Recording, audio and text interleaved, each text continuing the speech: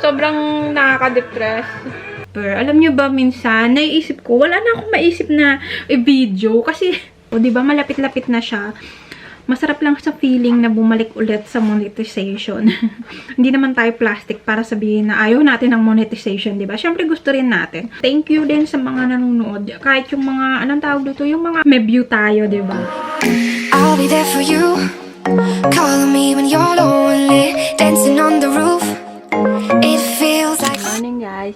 So, I think today, kukunin ko lang yung aking, itong post ko. I think, passport ko yan. Yan na yung passport dumating na. So, let's see kung tama ba ako. Kasi yung isang Pinay, nag-message na siya sa akin. Sabi niya, nakuha na daw niya yung passport niya.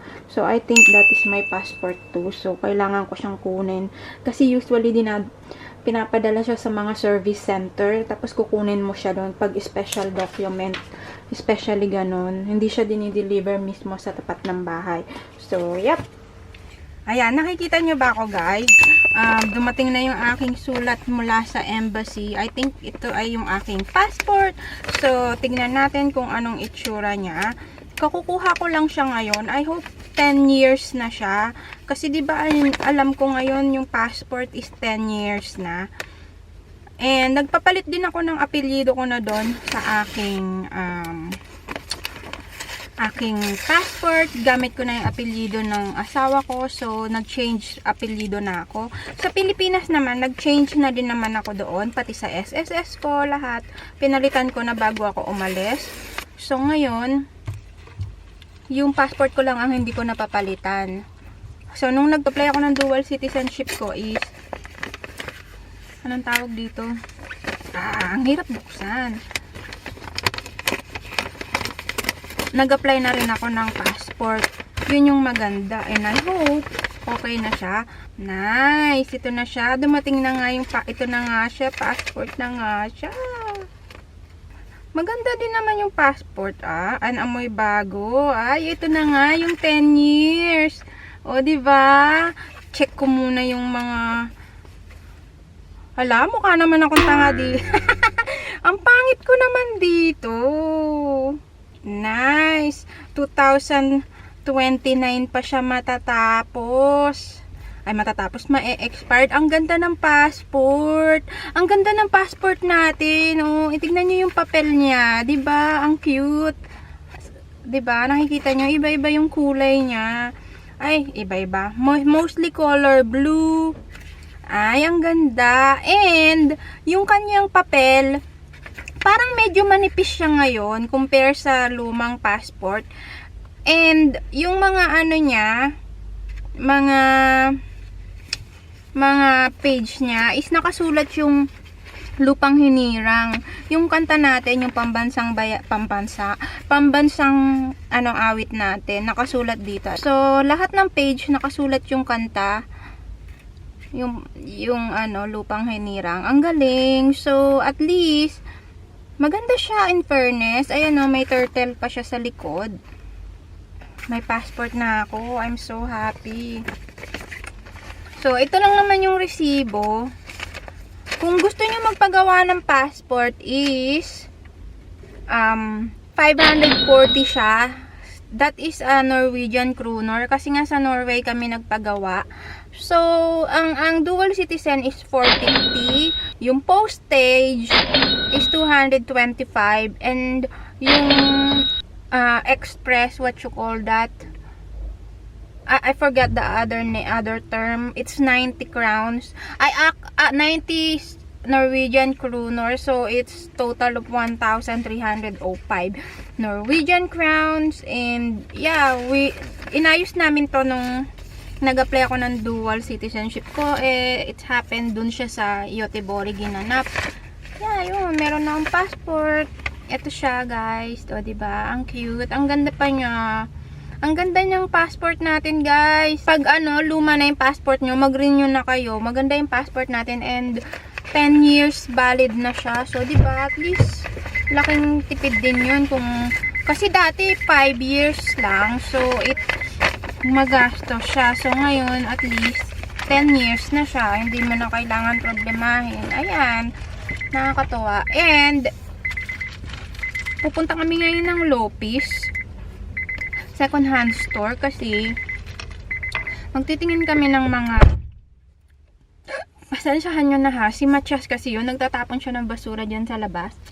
Dito kami ngayon sa Grestot.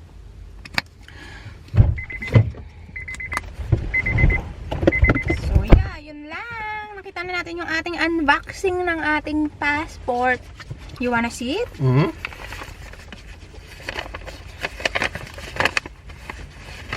Yeah. Oh, I'm just gonna dry my hands here. Look. Oj, titta! Cool! You see? I'm using your Mm. surname now. Very nice picture. Elib na elib si pangit sa passport kasi merong eagle. So yeah, yun lang. Punta kami ng Lopis today. Magtitingin lang kami doon. Sana may makita akong magandang jacket. Tumaba na kasi ako kaya wala na akong jacket na kasya sa akin. Oo nga pala, meron na palang magpapadala sa akin ng daing. Daing ba yun? O basta yung tuyo. Tuyo na isda. So, I think aantayin ko na lang siya sa mga susunod na araw. Taga dito siya sa Sweden. Actually, pinadalahan na niya ako dati. Pinadalahan na niya ako ng, ano ba yung pinadala niya sa akin? Sampalok. Nung pagbalik niya dito sa Sweden, pinadalahan niya ako ng pasalubong. Tapos ngayon, meron kasi siyang natanggap na package din pa galing sa Pilipinas sa mga kaibigan niya o I think sa relatives niya, binigyan siya ng daing. So ngayon, binibigyan niya ako. Napakabait. Thank you, Vanessa. Taga-Dalar na siya. So yun, medyo malayo-layo yun sa amin. Hindi ko pa siya nami-meet. Simula nang bumalik siya dito sa Sweden. Nakikita nyo ba yung anong tawag dun? Yun o, yung church na yan. Diyan banda nakatira si Janice. Malapit sa church.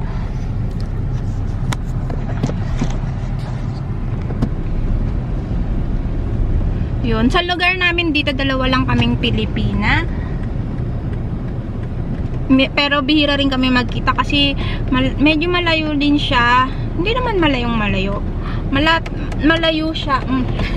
Hindi naman malayong malayo. Pero kasi pag pupunta ko dito kasi kailangan pa siyang i-drive. Medyo yun. And kung magbibisikleta naman ako, dadaan pa ako mismo sa highway. Yung pinaka-highway talaga siya. So delikado siya mag-bike doon.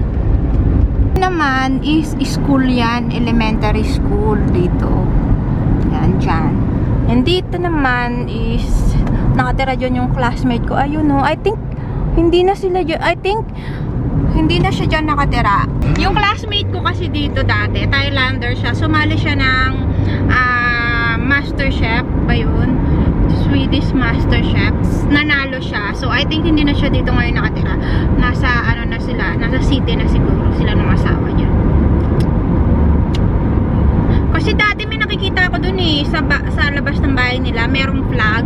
Ngayon wala na. Siguro nga umalis na sila. Yun. Napanood ko pala sa sa TV. Nakita ko sa YouTube. Nakita ko sa Facebook. Nasunog yung Star City. Bakit kaya nasunog ang Star City? Sayang. Alam nyo ba, laging doon kami pumupunta.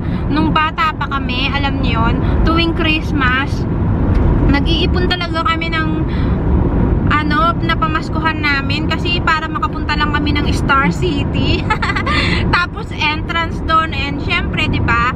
Pag entrance, tsaka kailangan mo din ng rides all you can. Kasi kapag ka lang single na ride, parang hindi masaya. So, nag-iipon talaga kami tuwing Christmas para lang maka-avail kami ng ride all you can.